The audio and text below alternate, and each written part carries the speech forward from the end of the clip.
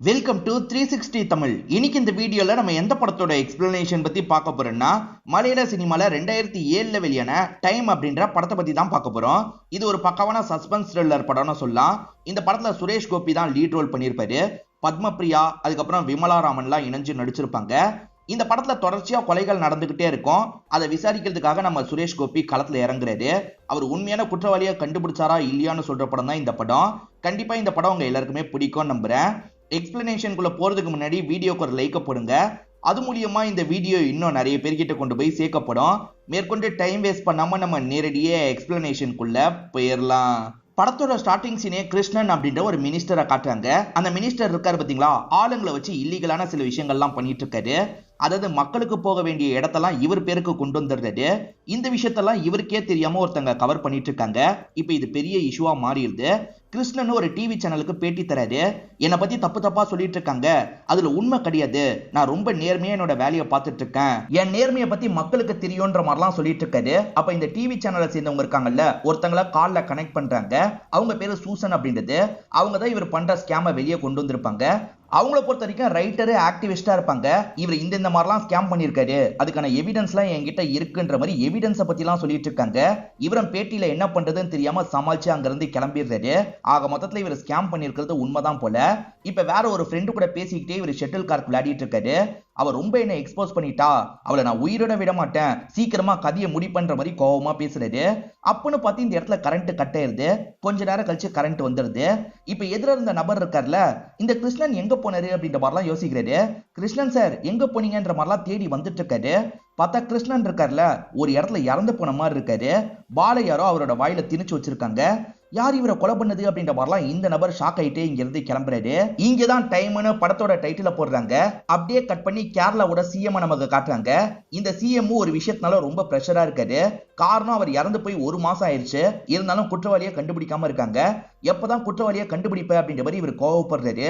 Sir ஆளுங்க விசாரணை பண்ணிட்டு இருக்காங்க, இன்னும் கண்டுபிடிக்க முடியல அப்படின்ற மாதிரிலாம் போலீஸ்ல எட்டு சொல்றாரு. அதுக்கு சிஎம் இருக்கார்ல, நான் ஒருத்தனை சூஸ் பண்ணிருக்கேன், அவன் எடுத்த கேஸ் எல்லாத்தையும் சக்சஸ் தான் காட்டியிருக்கான், அவனை இந்த கேஸுக்குள்ள கொண்டு வாங்க, அது மூலியமா குற்றவாளியை கண்டுபிடிக்கலான்ற மாதிரி சொல்றாரு. அந்த நபரோட பேரு அப்பன் மேனன் அப்படின்றது. அவர்கிட்ட தான் பொறுப்பை ஒப்படைக்க சொல்றாரு. இப்பதான் நமக்கு அப்பன் மேனனை காட்டுறாங்க. இவர் தான் படத்தோட ஹீரோவா இருப்பாரு. போலீஸ்லயே நிறைய செக்ஷன் இருக்கும்ல, அந்த மாதிரி ஒரு செக்ஷனுக்கு ஹெட்டா தான் இவர் இருக்காரு. கரெக்டா ஆபீஸ்க்கு 10 மணிக்கு வராரு. டைம்ல இவர் ரொம்ப ஷார்ப்பா இருப்பாரு போல. ஏற்கனவே லேட்டா வந்ததுக்காக ஒரு லேடி கிட்ட கோவப்பட்டிருப்பாரு. அந்த லேடியும் நிறுத்தி பேச ஆரம்பிக்கிறாங்க. சரி இன்னைக்கு நான் சீக்கிரமா வந்துட்டேன், லைட்டா பாராட்டலாம்ல அப்படின்ற மாதிரி கேக்குறாங்க.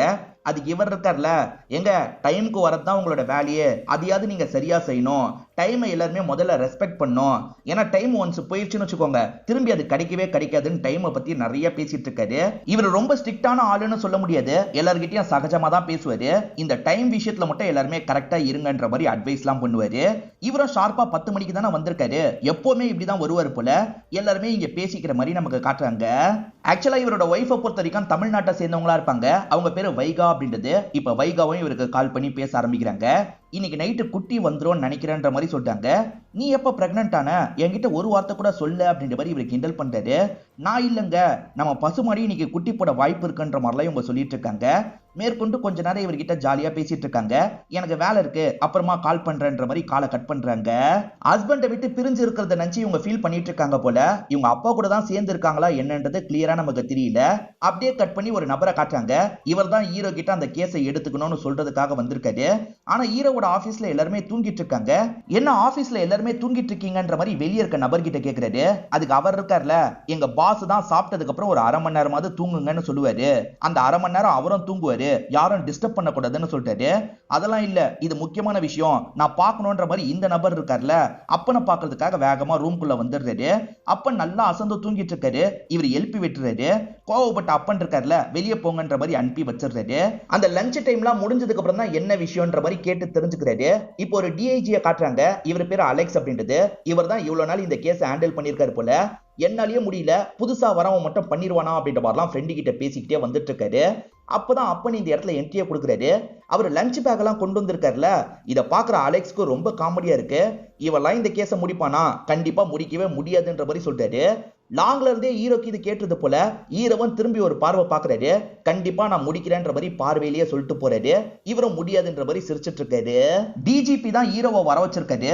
பத்திரிகையில இந்த கேஸ முடிக்காததை பத்தி போலீஸ கழுவி ஊத்திட்டு இருக்காங்க. சீக்கிரமா நீ இந்த கேஸ முடிக்கணும் அப்படின்ற மாதிரிலாம் சொல்லிட்டாரு. அதுக்கு ஹீரோ இருக்கார்ல, சார் பத்திரிக்கைக்காரங்க தினமும் 1000 விஷயம் பேசிட்டு இருக்காங்க. அதுல பாதி தான் உண்மை, பாதி பொய்யா தான் இருக்கு. இவங்க பேசுறாங்கன்றதுக்காகலாம் கேஸை நீங்க ஃபோர்ஸ் பண்ணணும்னு நினைக்காதீங்க சார். நம்ம டிபார்ட்மெண்ட்டுக்கு கெட்ட பேர் வருதுன்னு சொல்றீங்க பாத்தீங்களா, இதுக்காக நான் சீக்கிரமா இந்த கேஸை முடிக்கிறேன் அப்படின்ற மாதிரிலாம் சொல்லிட்டாரு. இந்த கான்பிடென்ட் தான் உங்ககிட்ட சிஎம்க்கு பிடிச்சிருக்கோன்னு நினைக்கிறேன். ஏன்னா சிஎம் தான் நேரடியா உன்னை இந்த கேஸுக்கு கொண்டு வரணும்னு விரும்பினாரு. சீக்கிரமா இந்த கேஸை முடின்ற மாதிரிலாம் சொல்லிட்டாரு. சரி சார் நான் பாத்துக்கிறேன்ற மாதிரி டீட்டெயிலாம் வாங்கிக்கிறாரு. எப்படி இது நடந்திருக்க வாய்ப்பு இருக்குன்ற மாதிரி இவர் பயங்கரமா யோசிக்கிறாரு. இவருக்கு எதிரிங்க யாருன்ற மாதிரிலாம் ஃபில்டர் பண்ண ஆரம்பிக்கிறாரு. இவருக்கு ஒரு அசிஸ்டன்ட் இருக்காரு போல, அவர் டீ காஃபி எல்லாம் தரதுக்காக வராரு. இப்ப அவரை வச்சு சில டெஸ்ட் எல்லாம் இவர் பண்ணி பார்த்துட்டு இருக்காரு. அப்பன்னு பார்த்து இவருக்கு வைகா கிட்ட இருந்து போன் கால் வருது. இவரும் ஆர்வமா எடுத்து பேச ஆரம்பிக்கிறாரு. வைகா இருக்காங்கல்ல, குட்டி நல்லபடியா பிறந்துருச்சு அப்படின்ற மாதிரிலாம் சொல்லிட்டு இருக்காங்க. எப்ப பாரு வேலை வேலைன்னு தான் இருப்பீங்களா, என்ன பார்க்க எப்பதான் வருவீங்கன்ற மாதிரி கேக்குறாங்க. இப்ப புதுசா ஒரு கேஸ் வந்திருக்கு, கேஸ முடிச்சிட்டேன்னு வச்சுக்கோ, அடுத்து ஒன்ன பாக்குறதுக்கு தான் வருவேன்ற மாதிரி சொல்லிட்டாரு. கொஞ்ச நேரம் ஜாலியா பேசுறாரு. வேலை வரதுனால அவங்க காலை கட் பண்ணிடுறாங்க. இப்ப அலெக்ஸ் இருக்கார்ல, ஷூட்டிங் பிராக்டிஸ் எடுத்துக்கிட்டே ஃப்ரெண்டு கிட்ட பேசிட்டு இருக்காரு.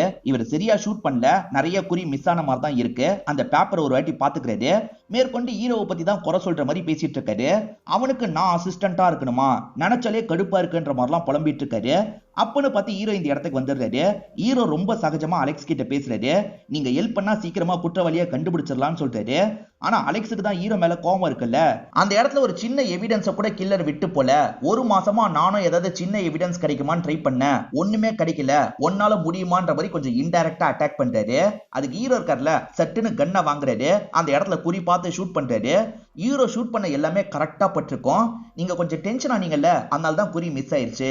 கரெக்டான டைம் பார்த்து கரெக்டா குறி வச்சீங்கன்னு வச்சுக்கோங்க, மிஸ்ஸே ஆகாது அப்படின்ற மாதிரிலாம் பேசிட்டு போறாரு. அவர் கிண்டல் பண்ணதுக்கு பதிலுக்கு கிண்டல் பண்ணிட்டு போறாரு. கிருஷ்ணனோட எதிரிகளை இவர் ஃபில்டர் பண்ணார்ல, சூசன் பேரு அடிப்படுது. ஆக்சுவலா சூசன் தான் அந்த ஸ்கேமை எக்ஸ்போஸ் பண்ணிருப்பாங்க. அவருக்கு எப்படியாவது தண்டனை வாங்கி தரணும்னு ட்ரை பண்ணிருப்பாங்க. அது எதுவுமே வேலைக்கு ஆயிருக்காது. நீங்க தண்டனை வாங்கி தரணும்னு நினைச்சிருக்கீங்க, ஆனா அது எதுவுமே முடியல. அதனால சமயம் பார்த்து அவரோட கதையை முடிச்சிட்டீங்க அப்படிதானன்ற மாதிரி கேட்கிறாரு. ஆனா இவங்க இருக்காங்கல்ல, நான் காந்தியோட கொள்கையை ஃபாலோ பண்றவ, அகிம்சை முறையில தான் நான் போராடுவேன், இந்த மாதிரிலாம் நான் பண்ணவே மாட்டேன்ற மாதிரி சொல்லிட்டாங்க. சரி நீங்க பண்ணாம உங்க ஆளுங்க கூட பண்ணிருக்க வாய்ப்பு இருக்குன்ற மாதிரி ஹீரோ சொல்றாரு. ஆக்சுவலா இவங்க கூட சேர்ந்து நிறைய ஆக்டிவிஸ்டுங்க வேலை பார்ப்பாங்க. அதுல சிலர் மேல கேஸ்லாம் இருக்கும். அதாவது கோவப்பட்டு அழிச்ச மாதிரிலாம் கேஸ் இருக்கும். அதுல யாராவது கோவப்பட்டு இப்படி பண்ணிருக்க வாய்ப்பு இருக்குல்ல அப்படின்ற மாதிரி கேக்குறாரு. சேச்சா என்னோட ஆளுங்களாம் அப்படி பண்ணிருக்க மாட்டாங்க, நீங்க தப்பான டைரக்ஷன்ல கேஸை கொண்டு போறீங்கன்ற மாதிரி சூசன் சொல்றாங்க.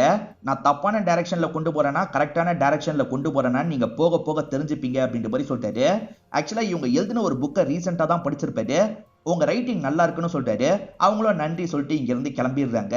ஆக்சுவலா இறந்து போன கிருஷ்ணன் இருக்காரு பாத்தீங்களா, காட்டு பகுதியில வாழ்ந்துட்டு இருக்க மக்களை அங்க இருந்து அகற்ற வேலையெல்லாம் பண்ணிருப்பாரு. அதனால நக்சல் செம்ம கோவத்துல இருந்திருக்காங்க. நக்சல்ல யாராவது கூட இதை பண்ணிருக்க வாய்ப்பு இருக்கு, அதுல யாருன்றதை நம்ம ஃபில்டர் பண்ணோம் அப்படின்ற மாதிரிலாம் அலெக்ஸ் கிட்ட பேசுறாரு. ஹீரோ கிட்ட டேலண்ட் இருக்கிறத அலெக்ஸ் புரிஞ்சுக்கிறாருல, சேர்ந்து செயல்படலாம் நினைக்கிறாரு. சரி சார் நான் டீட்டெயிலாம் கலெக்ட் பண்றேன் அப்படின்ற மாதிரி சொல்றாரு. கேஸ்ல என்ன அப்டேட் வந்தாலும் சரி உடனே இவரோட வைஃபான வைகா கிட்ட சொல்லிடுவாரு போல. அந்த மாதிரி சூசன் கிட்ட விசாரணை பண்ணதை பத்தி சொல்றாரு. என்னதான் இருந்தாலும் சூசன் கிட்ட நீங்க அந்த மாதிரிலாம் பேசியிருக்க கூடாது அப்படின்ற மாதிரி ஒய்ஃப் சொல்றாங்க. ஏன்னா இவர் விசாரணை பண்ணும்போது கொஞ்சம் ஹார்ஷா பேசியிருப்பாரு. அதனால தான் அவங்களும் கோவமா ரியாக்ட் பண்ணிட்டு போயிருப்பாங்க. வைகா தப்பு, நீங்க மன்னிப்பு கேளுன்னு சொல்றாங்கல்ல, சரி கண்டிப்பா கேட்கறன்ற மாதிரி இவரும் ஏத்துக்கிறாரு. இப்ப சூசன் இடத்த நமக்கு காட்டுறாங்க. சூசனோட ஃப்ரெண்ட்ஸ் நிறைய பேர் இங்கதான் இருக்காங்க போல. ஒரு லேடியை இப்ப கவலையா பாத்துட்டு இருக்காங்க. அந்த லேடியோட ஹஸ்பண்ட் போட்டு பயங்கரமா அடிச்சு வச்சிருக்காரு. தொடர்ச்சியா இப்படிதான் பண்றாருன்ற மாதிரி ஃப்ரெண்டு சொல்றாங்க. சரி லீகலா என்ன பண்றதுன்றத பாப்போன்ற மாதிரி சூசனும் ஆறுதல்லாம் சொல்லிட்டு இருக்காங்க. இதெல்லாம் ஒரு அண்ணன் கவனிச்சிடுறாரு. லீகலா போறதெல்லாம் வேஸ்ட்டுமா, நான் அவனை 4 தட்டு தட்டுறேன், அப்பதான் அவன் திருந்துவான் அப்படின்ற மாதிரிலாம் இவர் கோவமா சொல்றாரு. இல்லைண்ணே அப்படிலாம் பண்ணக்கூடாது அப்படின்ற மாதிரி சூசன் சொல்லிட்டு இருக்காங்க. இந்த மாதிரிலாம் இவங்க பேசிட்டு இருக்கும் போது சட்டுன்னு ஹீரோ வந்துடுறாரு. அந்த அண்ணன் அப்படி பேசினார்ல, அப்பயே ஹீரோ இந்த இடத்துக்கு வந்திருப்பாரு. நீங்க என்ன சார் திடீர்னு இங்க வந்திருக்கீங்கன்ற மாதிரி சூசன் கேக்குறாங்க. நேத்து உங்ககிட்ட ரொம்ப ஹார்ஷா பேசிட்டேன்ல, அதுக்கு என்னோட ஒய்ஃபை என்ன பயங்கரமா திட்டா, அதனால தான் மன்னிப்பு கேட்கறதுக்கு வந்திருக்கேன்னு சொல்றாரு. நீ சொன்ன மாதிரியே மன்னிப்பு கேட்டுட்டேன்ற மாதிரி ஒய்ஃபுக்கும் கால் பண்ணி சொல்றாரு. மன்னிப்பு கேட்கறதுக்கு தான் இவ்வளவு தூரம் வந்தீங்களான்ற மாதிரி கேக்குறாங்க. ஆமா என்னோட ஒய்ஃப் சொல்லிட்டா, அதனால தான் கையோட கேட்கறதுக்காக வந்துட்டேன், நான் கிளம்புறேன்ற மாதிரி இங்க இருந்து கிளம்பிட்டு இருக்காரு. இந்த விஷயத்த அம்மாவும் பாக்குறாங்க. யார் இவரு அப்படின்ற மாதிரி கேக்குறாங்க. நேத்து கோவமா விசாரணை பண்ணாருன்னு சொன்னல, அவர் தான் இவருன்ற மாதிரி சொல்லிட்டாங்க. எனக்கு என்னமோ இவனை பார்த்தா கோவமான டைப் மாதிரி தெரியல, சாஃப்டான டைப் மாதிரி தான் தெரியுது அப்படின்ற மாதிரி சொல்லிட்டாங்க. அப்படியே கட் பண்ணி ஒரு ஸ்பாட்டை நமக்கு காட்டுறாங்க. அங்க குரியன் ஒரு நபர் இறந்து போயிருக்காரு. முதல்ல போலீஸுங்க எல்லாம் போயிடுறாங்க. அதுக்கப்புறம் தான் ஹீரோ தகவல் கிடைச்சு அந்த ஸ்பாட்டுக்கு வராரு.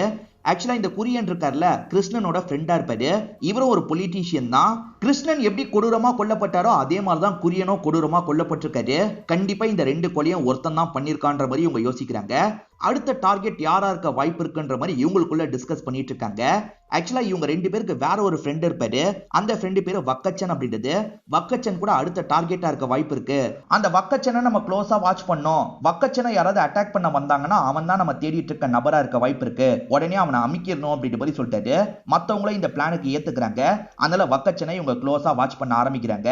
வக்கச்சன் கார்ல போயிட்டு இருக்காரு. இவங்க பின்னாடியே ஃபாலோ பண்றாங்க. இவங்களுக்கு நடுவுல ஒரு வண்டி வருது. அந்த வண்டியை வக்கச்சனை தான் ஃபாலோ பண்ணுது போல. இந்த வண்டி ஃபாலோ பண்ணுதா இல்ல சாதாரணமா போதான்ற மாதிரிலாம் யோசிக்கிறாங்க. ஆனா வக்கச்சன் வண்டியை இடிக்கிற மாதிரிலாம் போகுது. இதனால இந்த வண்டிக்காரனை அமுக்கணும்ன்ற மாதிரி இவங்க யோசிக்கிறாங்க. அந்த வண்டிக்காரனை ஒரு இடத்துல லாக் பண்றாங்க. இந்த கேப்ல வக்கச்சன் இருக்கார்ல, தாண்டி போயிடுறாரு.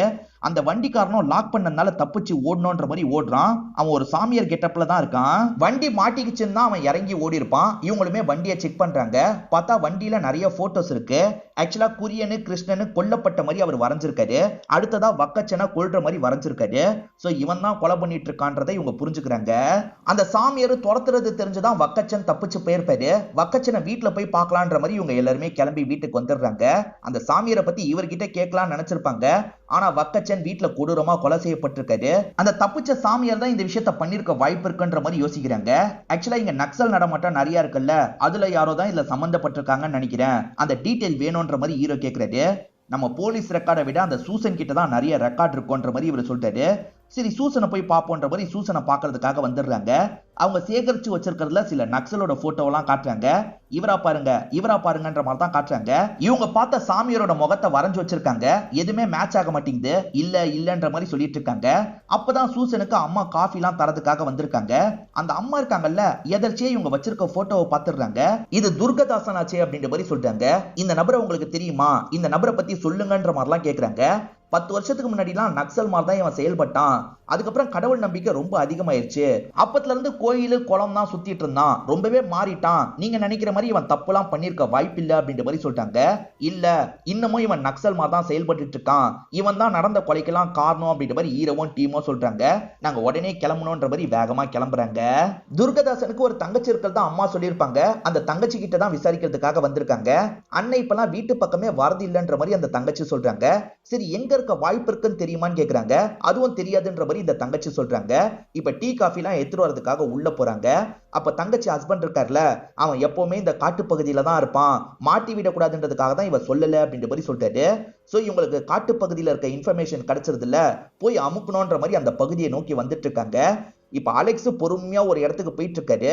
சட்டுன்னு அந்த சாமியார் இருக்காருல, இந்த அலெக்ஸா லாக் பண்ணிடுறாரு, தூக்கிட்டு போயிடுறாரு. எங்க தூக்கிட்டு போனாரு அப்படின்ற மாதிரி மத்தவங்களாம் தேடிட்டு இருக்காங்க. அலெக்ஸ் எங்க இருக்கீங்க அப்படின்ற மாதிரி சவுண்ட் கொடுத்துக்கிட்டே ஹீரோ வந்துட்டு இருக்காரு. ஒரு ஸ்டேஜ்ல அவங்க இருக்கிற இடத்த கண்டுபிடிச்சிருந்தாரு. அந்த சாமியார் அலெக்ஸா லாக் பண்ணி தான் வச்சிருக்காரு. அதே மாதிரி ஹீரோ கூட சண்டை போடுறாரு. ரெண்டு பேருமே மாத்தி மாத்தி பயங்கரமா சண்டை போட்டுட்டு இருக்காங்க. ஒரு ஸ்டேஜ்ல அலெக்ஸோட கட்டை இவர் ரிமூவ் பண்ணிடுறாரு. அதே மாதிரி சாமியார் கூட சண்டை போட்டு சாமியாரையும் பிடிச்சிடுறாரு. இப்ப பிடிச்ச சாமியாரை போட்டு பயங்கரமா அடிக்கிறாங்க. நடந்த கொலைக்கெல்லாம் நீ தானே காரணம், உண்மையை சொல்லு அப்படின்ற மாதிரிலாம் கேட்டுட்டு இருக்காங்க. ஆக்சுவலா இவனோட வண்டியில 3 பேரோட போட்டோஸ் மட்டும் கிடைச்சிருக்காது. அந்த 3 பேரை இவன் க்ளோஸா வாட்ச் பண்ணிருக்கான்ற மாதிரி நிறைய டீடைல்ஸ் எல்லாம் உங்களுக்கு கிடைச்சிருக்கும். உண்மையை சொல்லு, ஃபாலோ பண்ணி கொலை பண்ணிருக்க அப்படிதானன்ற மாதிரி கேக்குறாங்க. நான் ஃபாலோ பண்ணது உண்மைதான், கொலை பண்ணணும்னு நினைச்சதும் உண்மைதான். ஆனா கொலை பண்றதுக்காக நான் போறதுக்கு முன்னாடியே வேற ஒருத்தன் வேலையை முடிச்சிட்டான், நான் இந்த விஷயத்த பண்ணலன்ற மாதிரிலாம் சொல்லிட்டாரு. இவன் சொல்றதும் நம்புற மாதிரி தான் இருக்குன்னு ஹீரோ யோசிக்கிறாரு. ஆனா அலெக்ஸால நம்ப முடியல. நான் அடிச்சு விசாரிக்கிறேன்னு சொல்லிட்டாரு. சரி விசாரிங்க அப்படின்ற மாதிரி ஹீரோவும் ஏத்துக்கிறாரு. ஹீரோ இந்த சூசன் கிட்ட பழக ஆரம்பிச்சிட்டார்ல, சகஜமா வீட்டுக்கு வந்து பேசிட்டு இருக்காரு. சூசன் அம்மாவும் அவன் பேரண்ட்ஸை பத்தி சொல்லுன்னு கேக்குறாங்க. நான் சின்ன பையனா இருக்கும் போதே அம்மா இறந்து போயிட்டாங்க, எனக்கு ஒரு ஸ்ட்ரிக்டான அப்பா இருந்தாரு அப்படின்ற மாதிரிலாம் சொல்றாரு. சரி உங்க ஒய்ஃப் வைகாவை பத்தி சொல்லுங்கன்னு சூசன் கேக்குறாங்க. இந்த உலகத்திலேயே எனக்கு யாரை ரொம்ப பிடிக்கும்னு கேட்டீங்கன்னா வைகாவோட பேரை தான் சொல்லுவேன். அவ ரொம்ப அமைதியான டைப்பு, அதிகம் பேசவே மாட்டா, அவ தமிழ் பொண்ணு தான் அப்படின்ற மாதிரி அவங்கள பத்தி நிறைய டீட்டெயில் எல்லாம் சொல்லிட்டு இருக்காரு. இப்ப சூசன் இருக்காங்கல்ல, கேரளா பார்டர்ல தான் ஒரு இடத்துல போராட்டம் மாதிரி பண்ணிட்டு இருக்காங்க. போராட்டம் முடிச்சுட்டு எல்லாருமே கிளம்பிட்டு இருக்காங்க. ஆனா சூசன் இருக்காங்கல்ல, இங்க நான் வேற ஒருத்தங்களை பார்க்க போறேன்னு சொல்லிட்டாங்க. அதாவது வைகாவை பார்க்கலான்ற மாதிரி தமிழ்நாட்டுல இருக்கிற இடத்துக்கு வந்துடுறாங்க. வீட்டுல ஒரு வயசான பெரியவர் தான் இருக்காரு. அந்த பெரியவர் கிட்ட வைகா எங்கன்னு கேக்குறாங்க. வைகா இந்த ரூம்ல தான் இருப்பாங்கன்ற மாதிரி சொல்றாரு. இவங்களும் அந்த ரூம்க்கு வராங்க. வந்தவங்க ஷாக் ஆயிடுறாங்க. வைகா இறந்து போயிட்டாங்க போல. போட்டோக்கு மாலெல்லாம் போட்டிருக்கு. இப்பதான் இந்த வீட்டோட போன் அடிக்குது. இந்த அசிஸ்டன்ட் மாதிரி இருக்க நபர் இருக்காரு பாத்தீங்களா, போனை எடுத்து கீழே மட்டும் வச்சிடுறாரு. அதாவது அட்டன் பண்ண மாதிரி எடுத்து வச்சிடுறாரு. ஆப்போசிட் சைட்ல ஹீரோ தான் பேசிட்டு இருக்காரு. வைஃப் கிட்ட பேசிட்டு இருக்க மாதிரி பேசிட்டு இருக்காரு. சோ வைஃப் இறந்து போயிட்டாங்க. வைஃப் கிட்ட பேசிட்டு இருக்க மாதிரி ஹீரோ தனியா தான் பேசிட்டு இருக்காரு. வைகா இறந்து போயிட்டாங்கன்றது அவருக்கும் தெரியும். ஆனா அந்த விஷயத்தை அவரால் ஏத்துக்கவே முடியல. நான் எவ்வளவோ சொல்லி பார்த்துட்டேன், அவர் கேட்கல அப்படின்ற மாதிரிலாம் இந்த அசிஸ்டன்ட் சொல்லிட்டு இருக்காரு. இப்ப ஹீரோ இருக்கார்ல, ஜிம்ல எக்ஸசைஸ் எல்லாம் பண்ணிட்டு இருக்காரு. இப்ப சூசனும் இந்த இடத்துக்கு வந்து சாதாரணமா இவர்கிட்ட பேசிட்டு இருக்காங்க. நான் கேரளா பார்டர் கிட்ட போனேன், அதனால வைகாவை வீட்டுல போய் பார்த்தேன்ற மாதிரி சொல்லிட்டாங்க.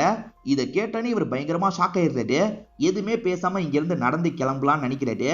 ஆனா இவங்க இருக்காங்கல்ல, உயிரோட இருக்கும் போது வைஃபை இவ்வளவு லவ் பண்ணி பார்த்திருக்கேன், இறந்து போனதுக்கு அப்புறம் இவ்வளவு லவ் பண்ணி பார்த்தது இல்லைன்ற மாதிரி சொல்லிட்டாங்க. இவருக்கு கோவம் வந்துருது. என் வைகா இறந்துலாம் போல அப்படின்ற மாதிரி கழுத்தை பிடிச்சு தூக்குறாரு. இவங்க வலியால துடிச்சிட்டு இருக்காங்க. கொஞ்ச நேரம் கழிச்சு இவரே கழுத்தை விட்டுட்டு இங்க இருந்து கிளம்பிடுறாரு. இவர் கழுத்தை பிடிச்சாரு பாத்தீங்களா, அதுல இவங்களோட கழுத்தையே சுலுக்கிக்கும். கழுத்து சுலுக்கிடுச்சுன்னா ஒரு பேண்டு போடுவாங்கல்ல, அந்த பேண்டை இவங்க போட்டிருக்காங்க. அம்மா என்னாச்சு ஏதாச்சுன்னு கேட்கும் போது நடந்த விஷயத்த சொல்லிட்டாங்க. அவன் சாஃப்ட் டைப்னு நினைச்சேன், அவன் சாஃப்ட் டைப் இல்ல போலியே அப்படின்ற மாதிரி அம்மா சொல்லிட்டாங்க. ஆனா சூசன் இருக்காங்கல்ல, இல்லம்மா அவர் சாஃப்ட் டைப் தான்ன்ற மாதிரி சொல்லிட்டாங்க. அதாவது சூசனுக்கு அவரை பிடிக்க ஆரம்பிச்சிருது. அவரை மேற்கொண்டு இவங்க லவ் பண்ணும் அப்படின்ற மாதிரிலாம் யோசிக்கிறாங்க. அவரை பத்தி முழுசா தெரிஞ்சுக்கணும்ன்றதுக்காக சூசன் இருக்காங்கல்ல, ஹீரோவோட அசிஸ்டன்ட் கிட்ட பேசியிருப்பாங்க. அந்த அசிஸ்டன்ட்டை இவங்க வெயிட் பண்ற இடத்துக்கு வந்துடுறது. அதாவது ஹீரோக்கே தெரியாம ஹீரோவோட டைரியை கொண்டு வந்திருக்காரு. அவர் பாக்குறதுக்குள்ள திரும்பி நான் அந்த இடத்துல வைக்கணும், 2 நாளுக்குள்ள படிச்சு முடிச்சிருங்க அப்படின்ற மாதிரி சொல்லிட்டாரு. நான் ஒரே நாள்ல படிச்சிருவேன் அப்படின்ற மாதிரி இவங்களுமே டைரியை வாங்கிட்டு கிளம்புறாங்க. அந்த டைரியை ஓபன் பண்ணோன்னே ஹீரோ மாதிரி ஒரு வயசானவரோட போட்டோ பறந்து போகுது. என்ன ஹீரோ மாதிரியே இருக்காருன்ற மாதிரிலாம் இவங்க யோசிக்கிறாங்க. இப்பதான் டைரியில இருக்கிறத இவங்க படிக்க ஆரம்பிக்கிறாங்க. ஆக்சுவலா ஹீரோவோட அப்பா இருக்காரு பாத்தீங்களா, அச்சசலா ஹீரோ மாதிரியே தான் இருப்பாரு. அவர் பேரு விஸ்வநாத் அப்படின்றது.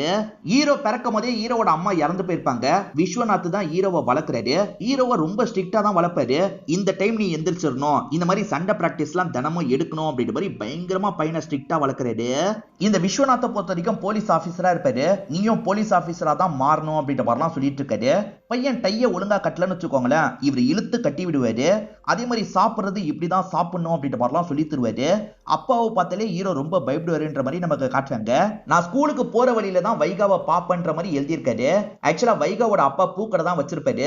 அந்த பூக்கடையில இவங்க இருப்பாங்க. இவர் அடிக்கடி அவங்கள பாப்பாரு. அவளை பார்க்கும் போது என்னோட அம்மாவை பார்த்த மாதிரியே தோணுன்ற மாதிரி எழுதியிருக்காரு. ஹீரோ படிப்புல ரொம்ப ஸ்ட்ராங்கா இருப்பாரு. இந்த வாட்டியும் எல்லா சப்ஜெக்ட்லயும் ஃபர்ஸ்ட் மார்க் வாங்கியிருக்காரு. அப்பா விஸ்வநாத்துக்கு ரொம்ப சந்தோஷமா இருக்கு. பையன் வீட்டுக்கு வரும்போது அப்பா இருக்கார்ல, நீ நிறைய மார்க் வாங்கியிருக்க, உனக்கு என்ன வேணும்னு கேளுன்ற மாதிரி கேட்கறாரு. பையனுமே டென்னிஸ் பால் வேணும்ன்ற மாதிரி கேட்கறாரு. அப்பா வாங்கி தந்துடுறாரு. இது வரைக்கும் இவர் நிறைய பால் சேர்த்து வச்சிருக்காருன்ற மாதிரி நமக்கு காட்டுறாங்க. இவர் டென்னிஸும் விளையாட மாட்டாரு, ஆனா டென்னிஸ் பால் கேட்டு வாங்குறாரு. இப்படி வாங்குறதுக்கு ஒரு காரணம் இருக்கு. என்னைக்காவது ஒரு நாள் எதுக்காக நீ திரும்ப திரும்ப பால் கேட்கிற, வேற ஏதாவது கேளுன்னு என்னோட அப்பா கேட்பாருன்னு நினைக்கிறேன், ஆனா கேட்க மாட்டாரு. என் அப்பா அமைதியான அப்பாவா இருக்கணும், என்கிட்ட அன்பா பேசுற மாதிரியான அப்பாவா இருக்கணும், இதுதான் ஆசைன்ற மாதிரிலாம் இவருக்குள்ள சொல்லிட்டு இருக்காரு. அதாவது டைரியில அந்த மாதிரி எழுதுறாரு. அப்பா நினைச்ச மாதிரியே ஹீரோ இருக்காருல, ஒரு ஸ்டேஜ்ல போலீஸ் ஆபீசரா மாறிடுறாரு. இப்ப அப்பா காலில் விழுந்து ஆசீர்வாதம் வாங்கிட்டு இருக்காரு. அப்பா எப்பவுமே பையன் கிட்ட ஸ்ட்ரிக்டா பேசுற மாதிரியே காட்டுறாங்கல்ல, ஆனா பையன் போனதுக்கு அப்புறம் பையனை பத்தி பெருமையா தான் அசிஸ்டன்ட் கிட்ட பேசுவாரு. அதாவது பையன் மேல ரொம்ப அன்பு வச்சிருக்காரு. அதை டைரக்டா காட்ட மாட்டாரு, அசிஸ்டன்ட் கிட்ட மட்டும் தான் காட்டுவாரு. இப்ப பையனுக்கு கல்யாண வயசு வந்துருச்சு, நான் உனக்காக ஒரு பொண்ணை பார்த்திருக்கேன், சீக்கிரம் கல்யாணம் பண்ணிக்கோ அப்படின்ற மாதிரி அப்பா சொல்லிட்டாரு. ஆனா இவருக்கு தான் வைகாவை பிடிச்சிருக்குல்ல, எனக்கு ஒரு பொண்ணு பிடிக்கும்பா அப்படின்ற மாதிரிலாம் ஆரம்பிக்கிறாரு. அப்பா முறைச்சு ஒரு பார்வை தான் பாக்குறாரு. இவர் அமைதியாயிடுறாரு. நான் நினைச்ச மாதிரி எனக்கு வைகா கிடைக்க மாட்டாளா அப்படின்ற மாதிரி இவர் யோசிச்சுக்கிட்டே கிளம்பி இருப்பாரு. இவர் கார்ல வந்துட்டு இருக்கும் போது அந்த பூக்கடை கிட்ட தான் வராரு. அந்த இடத்துல வைகா நின்னுட்டு இருக்காங்க. இவர் வைகாவை பார்த்து லைட்டா ஸ்மைல் பண்றாரு. அவங்களுமே பதிலுக்கு ஸ்மைல் பண்றாங்க. எப்படியாவது அப்பாவோட மனசை மாத்தணும்னு நினைக்கிறாரு. அப்பதான் அப்பா இறந்து போயிட்டாருன்ற மாதிரி தகவல் கிடைக்குது. எல்லாருமே வேகமா வீட்டுக்கு வந்துடுறாங்க. இவரும் இறந்த நிலைமையில இருக்க அப்பாவை பார்த்து பயங்கரமா ஃபீல் பண்ணிட்டு இருக்காரு. அங்க கொஞ்ச நேரம் நின்னவர் வேகமா இவரோட ரூம் வந்துடுறாரு. அந்த பெட்டியில இருக்க பால் எல்லாத்தையும் தூக்கி தூக்கி எரிஞ்சிட்டு இருக்காரு. கடைசி வரைக்கும் அம்மாவோட அன்பும் அப்பாவோட அன்பும் கிடைக்கலையேன்ற மாதிரிலாம் ஃபீல் பண்றாரு. இப்ப கொஞ்ச நாள் கழிச்சு இவர் வைகாவோட அப்பாவை பாக்குறதுக்காக வராரு. உங்க பொண்ணு எனக்கு ரொம்ப பிடிச்சிருக்கு, எனக்கு கல்யாணம் பண்ணி வைக்க முடியுமான்ற மாதிரி கேட்கறாரு. இவர் நல்ல நிலைமையில இருக்காருல்ல, அதனால அப்பாவும் சரின்ற மாதிரிலாம் ஏத்துக்கிறாரு. அப்படிதான் இவங்க 2 பேருக்கு கல்யாணம் முடிஞ்சிருக்கும். இவர் நிறைய மெடல்லாம் வாங்கி வச்சிருக்காரு. அதெல்லாம் இவங்க பார்த்துட்டு இருக்காங்க. இவர் இருக்கார்ல, சின்ன வயசுல இருந்தே அப்பா அம்மா பாசம் எனக்கு கிடைக்கல, இதுக்கப்புறம் என் லைஃப்ல நீ மட்டும் தான் இருக்க, என் அன்பு முழுக்க உனக்கு தான் காட்ட போறேன்ற மாதிரிலாம் சொல்லிட்டாரு. இவங்க 2 பேருமே நெருக்கமா இருக்கிறதெல்லாம் ஒரு சாங் மாதிரி நமக்கு காட்டுறாங்க. இப்ப இந்த பகுதியில ஒரு கலவரம் மாதிரி ஏற்படுது. அதாவது கடல் ஓரத்துல மக்கள்லாம் இருப்பாங்க பாத்தீங்களா, அந்த மக்கள் எல்லாம் ரவுடி கும்பல் இருக்காங்கல்ல, பயங்கரமா காயப்படுத்துறாங்க. இவங்க காயப்படுத்தினதுல அந்த இடத்துல 16 பேருக்கு மேல இறந்து போயிடுறாங்க. ஆக்சுவலா ரவுடிங்க வேணும்ட்டே தான் இந்த காயப்படுத்துற வேலையை பண்ணிருக்காங்க. ஒரு அரசியல்வாதி இந்த இடத்தெல்லாம் காலி பண்ணி அவர் ஒரு விஷயத்த பண்ணணும்னு நினைப்பாரு. மக்கள் போக மாட்டாங்கல்ல, அதனால தான் ரவுடிங்க இந்த மாதிரி பண்ணிருக்காங்க. இங்க கலவரம் நடக்குதுன்னு தெரிஞ்சோன்னா ஹீரோவும் டீமும் இந்த இடத்துக்கு வந்துடுறாங்க. அப்பதான் 16 பேர் கொல்லப்பட்டிருக்கிறது ஹீரோக்கு தெரிய வருது. இதுல ஒரு 10 ரவுடிங்க சம்பந்தப்பட்டிருப்பாங்க. ஆளுங்க இருக்காங்கல்ல, அந்த 10 ரவுடியும் பிடிச்சிடுறாங்க. ஆனா ஹீரோக்கு இவங்களை தண்டிக்கிறதுல பெருசா விருப்பமே கிடையாது. ஆக்சுவலா இவங்களுக்கு ஒருத்தன் வேலை கொடுக்குறான்ல, அவனை பிடிக்கணும்ன்ற மாதிரி யோசிக்கிறாரு. பிரமிட்ல கீழே இருக்க துண்டு துண்டு பாகத்தெல்லாம் விட்டுருங்க, எட்டா ஒருத்தன் இருக்கான்ல, அந்த ஒருத்தன் யாரு, அவனோட பேரை மட்டும் சொல்லுங்கன்ற மாதிரி கேட்கிறாரு. செட்டியார் அப்படின்ற மாதிரி ஆளுங்க சொல்றாங்க. அப்ப அந்த செட்டியாரை தான் தூக்கணும்ன்ற மாதிரி சொல்றாரு. அவரை பொறுத்த வரைக்கும் கிரேனைட் பிசினஸ் தான் பண்ணிட்டு இருக்காரு. இந்த வேலையை கூட கேரளா ஆளுங்களுக்காக தான் பண்ணிருப்பாரு. இப்ப ஹீரோ இருக்கார்ல, உங்களை அரெஸ்ட் பண்ணணும்னு சொல்றாரு. இப்ப சுத்தி இருக்க செட்டியார் ஆளுங்களாம் இவங்களை அட்டாக் பண்றதுக்காக வந்துட்டு இருக்காங்க. அதுக்குள்ள ஹீரோ இருக்கார்ல, கன் எடுத்து இவரோட கழுத்திலேயே வைக்கிறாரு. ஒழுங்கா நடன்ற மாதிரி அங்கிருந்து செட்டியாரை கூட்டு போயிடுறாரு. இது எல்லாத்தையும் ஆர்வமா சூசன் படிச்சுட்டு இருக்காங்க. இந்த மாதிரி சமயத்துல தான் வைகா பிரெக்னன்ட் ஆயிருப்பாங்க. அதை பத்தி இவர்கிட்ட சந்தோஷமா சொல்றாங்க. இவருமே ரொம்ப சந்தோஷப்படுறாரு. இப்ப இவங்களை கட்டி பிடிக்கலாம்னு நினைக்கிறாரு. இவங்க வெக்கப்பட்டுக்கிட்டே ஓடுறாங்க. இவர் பிடிக்கிறதுக்காக துரத்திக்கிட்டே வந்துட்டு இருக்காரு. அப்பன்னு பார்த்து 4 பேர் வந்திருக்காங்க. ஆக்சுவலா படத்தோட ஸ்டார்டிங்ல 3 பேர் கொல்லப்பட்ட மாதிரி காமிச்சாங்கல்ல, அந்த 3 பேருமே இதுல இருக்காங்க. இவங்க 4 பேருமே கேரளாவை சேர்ந்தவங்களா இருப்பாங்க. கேரளாவை சேர்ந்தவங்க தான் தமிழ்நாட்டுல ஒரு விஷயத்த பண்ணணும்னு நினைக்கிறாங்க. அதுக்கு தான் ஹீரோ தடையா இருக்காரு. அந்த விஷயத்த நாங்க பண்ணணும், உனக்கு எவ்வளவு வேணும்னு கேட்டு வாங்கிக்கோன்ற மாதிரி சொல்றாங்க. அப்படிலாம் வாங்குற பழக்கம் எனக்கு கிடையாது, அந்த ஐடியாவை விட்டுருங்க, அதுதான் உங்களுக்கு நல்லதுன்ற மாதிரி வார்னிங் கொடுக்குறாரு. எங்களை எதிர்த்து யாரையும் நாங்க விட்டதில்ல, அப்புறம் உன்னோட விருப்பம்ன்ற மாதிரி அவங்க 4 பேர் கிளம்பிடுறாங்க. ஒய்ஃப் பயந்துருப்பாங்க. இவர் ஆறுதல்லாம் சொல்லிட்டு இருக்காரு. இவர் ஆறுதல் சொல்லிட்டு இருக்கும் போது வீட்டுக்குள்ள நிறைய ரவுடிங்க போடுறாங்க. இவரை காலி பண்றதுக்காக தான் வந்திருக்காங்க போல. இவருமே ஒய்ஃபை தள்ளி போக வச்சுட்டு பயங்கரமா சண்டை போடுறாரு. இவர் சண்டை போட்டுட்டு இருக்கும் போது ஒய்ஃப் ஒரு ஸ்டேஜ்ல மாட்டிடுறாங்க. இவருமே ஒரு ஸ்டேஜ்ல மாட்ட ஆரம்பிக்கிறாரு. ஒய்ஃபுக்கு பக்கத்துல போனோம்னு நினைக்கிறாரு. அதுக்குள்ள ஒரு கவரை வச்சு இவரை லாக் பண்ணிடுறாங்க. இவர் மூச்சு விடுறதுக்கே கஷ்டப்பட்டுட்டு இருக்காரு. சீக்கிரமா போனா ஒய்ஃபை காப்பாத்திரலாம், ஆனா போக முடியாம இவர் கஷ்டப்பட்டுட்டு இருக்காரு. டைம்னு இவர் சொல்றாருல, அதுக்கு இதுதான் ஒரு முக்கிய காரணமா இருக்கும். இவரையும் கொல்லணும்னா இவங்க கொலை பண்ணிருக்கலாம், இவனை கொல்ல சொல்லல, வா போலான்ற மாதிரி ஆளுங்களாம் பேசிக்கிட்டே விட்டுட்டு போயிடுறாங்க. இவரும் இறந்து போயிருக்க ஒய்ஃபை பாக்குறாரு. கொஞ்ச நாள் காப்பாத்திருக்கலாமே அப்படின்ற மாதிரி பயங்கரமா ஃபீல் பண்ணிட்டு இருக்காரு. எனக்கு நீ இப்ப இருக்கிறது நீ மட்டும் தான் அப்படின்ற மாதிரிலாம் ஒய்ஃபி கிட்ட சொன்னாரு பாத்தீங்களா, அதெல்லாம் இவரோட மைண்டுக்குள்ள ஓடிட்டு இருக்கு. பயங்கரமா ஃபீல் பண்ணிட்டாரு. மேற்கொண்டு இவங்க டைரியில இருக்கிறதெல்லாம் படிச்சுட்டு இருக்காங்க. அவர் ஒரு டாக்டரை பார்க்க போயிருக்காருன்னு இவங்களுக்கு தெரிய வருது. அந்த டாக்டரை நம்ம போய் பார்க்கணும்ன்ற மாதிரி இவங்க யோசிக்கிறாங்க. இப்ப நேரா கிளம்பி அந்த டாக்டரை பார்க்கிறதுக்காக வந்துடுறாங்க. அவர்கிட்ட என்ன பேசுனீங்க, எப்படி அவரை இதுல இருந்து வெளியே கொண்டு வந்தீங்க அப்படின்ற மாதிரிலாம் கேட்டுட்டு இருக்காங்க. நான் எங்க அவன் கிட்ட பேசினேன், ஒவ்வொரு வாட்டியும் அவன் தான் பேசுவான், நான் கேட்க மட்டும் தான் செய்வேன்ற மாதிரி இந்த டாக்டரும் சில விஷயங்களை சொல்றாரு. ஹீரோவும் இவரோட லைஃப்ல நடந்த விஷயத்தெல்லாம் டாக்டர் கிட்ட சோகமா சொல்லிட்டு இருக்காரு. ஃபீல் பண்ணாதீங்க, எல்லாம் சரியாயிடும் அப்படின்ற மாதிரி டாக்டர் சொல்றாரு. அதுவே எப்படி டாக்டர் சரியாகும், நம்ம தான் சரி பண்ணணும் அப்படின்ற மாதிரி ஹீரோ கொஞ்சம் வில்லத்தனமா பேசியிருப்பாரு. சம்பந்தப்பட்ட எல்லாரையும் காலி பண்ணணும்னு நினைச்சிருப்பாரு. அதாவது அந்த கலவரத்துல சம்பந்தப்பட்ட தமிழ்நாட்டு ஆளுங்க இருக்காங்கல்ல, அவங்க எல்லாரையும் காலி பண்ணும் அப்படின்ற மாதிரி காலி பண்ணியிருப்பாரு. நான் அடுத்ததா கேரளாக்கு போக போறேன், டிரான்ஸ்பர் கிடைச்சிருக்கு, அங்க ஒரு 4 பேரோட கதையை முடிக்கணும்ன்ற மாதிரி சொல்லியிருப்பாரு. தமிழ்நாட்டுல நிறைய பேரை கொலை பண்ணாருன்னு சொன்ன பாத்தீங்களா, என்கவுண்டர் மாதிரி தான் காலி பண்ணியிருப்பாரு. அதனால இவர் டீ ப்ரொமோட் ஆயிருப்பாரு. அப்படிதான் இவருக்கு டிரான்ஸ்பரும் கிடைச்சிருக்கும். இப்ப கேரளாக்கு போக போறேன், அந்த 4 பேரை வேட்டையாட போறேன் அப்படின்ற மாதிரிலாம் கொஞ்சம் வில்லத்தனமா பேசியிருப்பாரு. இதை பாக்குற டாக்டரே மிரண்டு போயிருப்பாரு. இவர் மிரண்டு போனாரு பாத்தீங்களா, அதை பத்திலாம் சூசன் கிட்ட சொல்லிட்டு இருக்காரு. சோ இது வரைக்கும் நடந்த 3 கொலைக்கு காரணமே ஹீரோ தான் போல. ஹீரோவே கொலை பண்றாரு, ஹீரோவே அந்த கேஸை விசாரிக்கிறதுக்காக வந்திருக்காரு, கொடுமன்ற மாதிரிலாம் யோசிக்கிறாங்க. போலீஸ்க்கு இன்னும் துர்கதாசன் மேலதான் சந்தேகம் இருக்கு போல. பயங்கரமா அடிச்சு விசாரணை பண்ணிட்டு இருக்காங்க. ஒரு ஸ்டேஜ்ல துர்கதாசன் இருக்கார்ல, யார் இதை பண்ணான்றதை நான் சொல்லிடுறேன், சத்தியமா நான் பண்ணல, இதெல்லாம் பண்ணதே என்கிட்ட விசாரணை பண்ண அந்த ஆபீசர் தான் அப்படின்ற மாதிரி சொல்லிட்டு, என்ன சொல்ற அப்படின்ற மாதிரி இவங்க பயங்கரமா ஷாக் ஆயிட்டு இருக்காங்க. சாக வேண்டியவங்கள தான் ஹீரோ சாவடிச்சிருக்காருன்றதுக்காக தான் இவர் இவ்வளவு நேரம் சொல்லாம இருந்திருப்பாரு. ஆனா இவங்க அடிச்சுக்கிட்டே இருக்காங்கல்ல, அதனால தான் ஹீரோவோட பேரை சொல்லிடுறாரு. ஹீரோவை பொறுத்த வரைக்கும் அசிஸ்டன்ட் ஹெல்ப்போட தான் இந்த விஷயத்த பண்ணிட்டு இருக்காரு.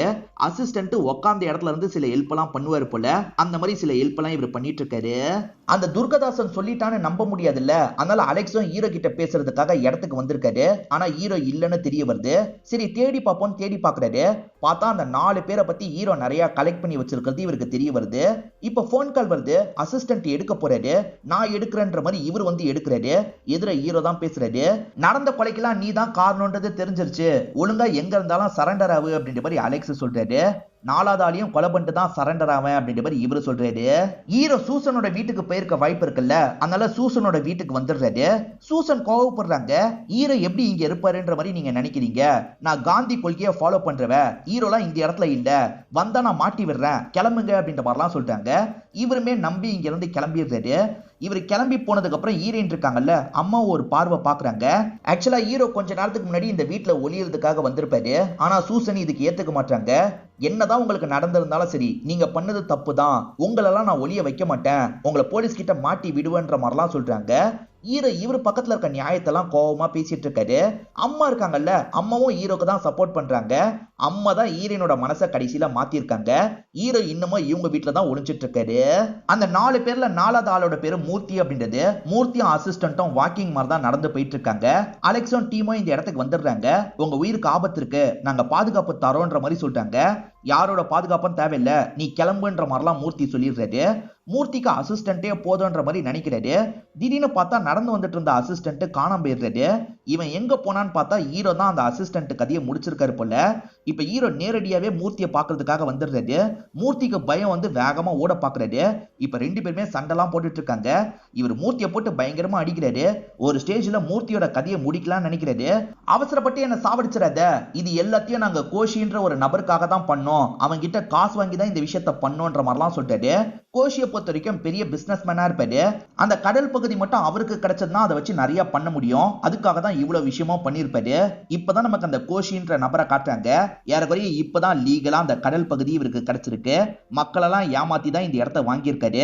யார் யாருக்கு எவ்வளவு தரணுமோ எல்லா காசையும் செட்டில் பண்ணிடுறாரு. கேட்டு முடிச்ச ஹீரோ இருக்காரு பாத்தீங்களா, மூர்த்தியோட கதையை முடிச்சிடுறாரு. அந்த கோஷி கதையை முடிக்கிறதுக்காக கிளம்புறாரு. எல்லாருமே இறந்து போனது கோஷிக்கு தெரிஞ்சிருது. கோஷிக்கு அந்த இடம் கிடைச்சிருச்சுல்ல, சுத்தி வேலி எல்லாம் போட்டுட்டு இருக்காரு. ஷாக் அடிக்கிற மாதிரி தான் வேலி போட்டுட்டு இருக்காரு. ஊர் மக்கள்லாம் இதை பார்த்து கடுப்பாவுறாங்க. சின்ன பசங்க இருக்காங்கல்ல, இது எங்களோட இடம்ன்ற மாதிரிலாம் சொல்றாங்க. உங்க இடம்லாம் கிடையாது, இப்பத்துல இருந்து இது என்னோட இடம், போங்கன்ற மாதிரிலாம் விரட்டி விட்டுட்டு இருக்காரு. இது எப்படா உன் இடமாகும், இவங்களோட இடம், ஒழுங்கா இங்க இருந்து கிளம்பிடு அப்படின்ற மாதிரி ஹீரோ கோவமா பேசிட்டு இருக்காரு. 4 பேர் இறந்து போனதுக்கு ஹீரோ தான் காரணம்ன்றது போலீஸ்க்கு தெரிஞ்சிருச்சுல, அது இந்த கோஷிக்கும் தெரிஞ்சிருக்கும். கோஷி சட்டுன்னு கன் எடுத்து காட்டுறாரு. உன் கதையை நான் முடிக்கிறேன்ற மாதிரி ஷூட் பண்றதுக்கு வராரு. அதுக்குள்ள ஹீரோ இருக்காருல, காலை வச்சு கிக் பண்ணிடுறாரு. இப்ப 2 பேருமே பயங்கரமா சண்டை போட்டுட்டு இருக்காங்க. கவரை வச்சு ஹீரோவை லாக் பண்ணாங்கல்ல, அந்த மாதிரி தான் ஹீரோ இப்ப கோஷியை லாக் பண்ணிருக்காரு. கொஞ்ச நேரத்துக்கு முன்னாடி கோஷி இருக்காருல, போய் சுவிட்சை போடுங்கன்ற மாதிரி ஆளுங்க கிட்ட சொல்லியிருப்பாரு. இப்ப ஆளுங்க சுவிட்சை போடுறாங்க. அந்த இடத்துல கரண்ட் எல்லாம் பாஸ் ஆயிட்டு இருக்கு. ஹீரோவும் இந்த கரண்ட்ல இவரை தள்ளணும்னு நினைக்கிறாரு. இப்ப புடிச்சு தள்ளி விடுறாரு. கரண்ட்ல பட்டு அந்த கோஷி கொடூரமா இறந்து போயிடுறாரு. சம்பந்தப்பட்ட எல்லாரையும் சாவடிச்சிட்டோன்ற மாதிரி நிம்மதி ஆகுறாரு.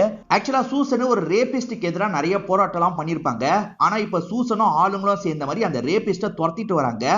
ஒரு ஸ்டேஜ்ல அந்த ரேபிஸ்ட கொடூரமா இவங்க காலி பண்ணிடுறாங்க. எல்லாருமே சேர்ந்து காலி பண்ணதுனால யார் மேலேயும் பழி போயிருக்காது. ஆக்சுவலா ஹீரோவும் ஒரு டைம் காந்தியோட ஃபார்முலாவா ஃபாலோ பண்ணவரா இருந்திருப்பாரு. ஆனா காந்தியோட ஃபார்முலாலாம் இந்த காலத்துல செட் ஆகாது, வன்முறை தான் இந்த காலத்துல செட் ஆகும் அப்படின்ற மாதிரி தான் மாறி இருப்பாரு. அந்த மாதிரி ஒரு புக்கை படிக்கிற மாதிரி காமிச்சு நமக்கு படத்தை முடிச்சிடுறாங்க. இந்த படம் உங்க எல்லாருக்குமே பிடிச்சிருக்கோம் நம்புறேன். இந்த வீடியோ உங்களுக்கு பிடிச்சிருந்ததுன்னா லைக் பண்ணுங்க, கமெண்ட் பண்ணுங்க, மறக்காம 360 தமிழ் சேனலை சப்ஸ்கிரைப் பண்ணுங்க. தொடர்ச்சியா இந்த மாதிரி வீடியோக்கள் வந்துகிட்டே தான் இருக்கும்.